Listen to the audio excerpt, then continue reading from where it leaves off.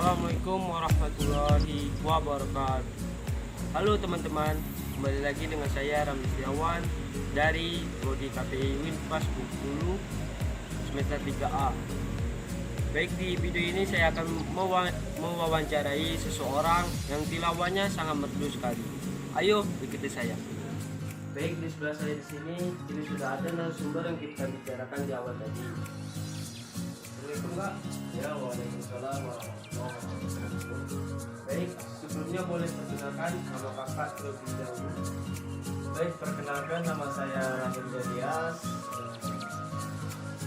Saya juga masih kuliah di Fakultas Bengkulu di jurusan Ekonomi Prodi Ilmu Al-Quran Data semester 5. Mungkin untuk perkenalan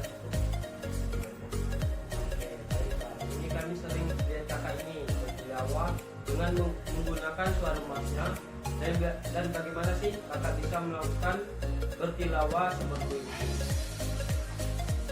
mengenai pertanyaan hal itu, bagaimana supaya suara kita merdu?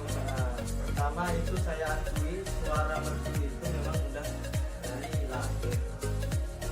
Namun ada suara yang pas-pasan supaya suaranya lebih baik dan indah didengar. Itu ada cara-cara untuk melatihnya. Yang pertama memang dilatih dari kecil. Seandainya saya juga kemarin dari kecil nggak dilatih suaranya, mungkin nggak sebagus sekarang ini didengar. Jadi walaupun suara kita standar, tapi kalau ada dilatih dari kecil sampai sekarang itu pasti ada perubahan yang lebih baik. Untuk mengenai pertanyaan suara kenapa bisa merdu atau gimana, itu itulah jawabannya. Dan juga ada tips ataupun ada yang dilakukan setiap hari untuk latih itu.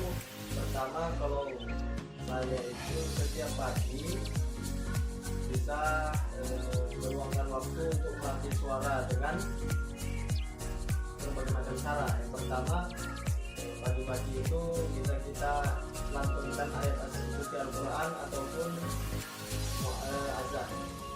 Kita ambil nada yang tertinggi. Supaya apa? Itu untuk melatih supaya suara lebih tinggi. Jangan mencoba suara yang sudah kita mampu membawakan, tapi ambillah nada yang lebih tinggi sekiranya kita nggak bakal nyampai. Nah, itulah yang dilatih setiap hari, besok sampai besok-besoknya itu pasti akan ada perubahan. Kemudian ada juga cara untuk bagaimana nafas supaya panjang. Itu juga memang dari kecil harus dilatih. Kalau dilatih dari sekarang itu agak sulit. Dari kecil itu kita melatihnya biasa dengan kita tadi, kita baca Al-Quran atau azan, kita tahan nafas melalui mengambil nafas dari hidung, kemudian dibantu dengan mulut supaya bisa tertahan perut. Kalau nahan nafas di dada itu cepat rasanya ngos-ngosan. Jadi belum habis ayat suci Al-Quran yang mau dibacakan, tapi nafas kita udah mau habis. Jadi caranya itu ditahan perut. Kemudian ada juga teknik untuk nafas panjang itu. Kita coba misalnya kita berjalan kaki dari sini misalnya 50 meter ke depan. Kita tes, ternyata sampai. Kemudian tes lagi, tambah lagi 20 meter, 50 meter jadi 70 meter. Kita tes terus sampai misalnya 100 meter. Itu akan ada perubahan nafas. Kemudian pertanyaan selanjutnya. Oke, baik Kak. Yang pertanyaan selanjutnya, bagaimana cara kakak mengatur kuliah dan belajar tilawah ini? Kalau masalah mengatur waktu kuliah dan tilawah itu sebenarnya tergantung situasi. Kalau saya sendiri sih untuk belajar tilawah itu mut-mutan. Kadang ada waktunya, kadang juga enggak, asal-asal ibaratnya asal latihan aja gitu. Ya, kapan waktu kosong dan kapan ada niat ingin belajar, disitulah waktunya kita latihan. Tapi kalau masalah kuliah dan kerja itu enggak mengganggu waktu belajar kita untuk belajar Al-Quran. Karena di setiap hari itu ada 5 waktu untuk kita bisa mempelajari Al-Quran. Yaitu di setiap selesai sholat.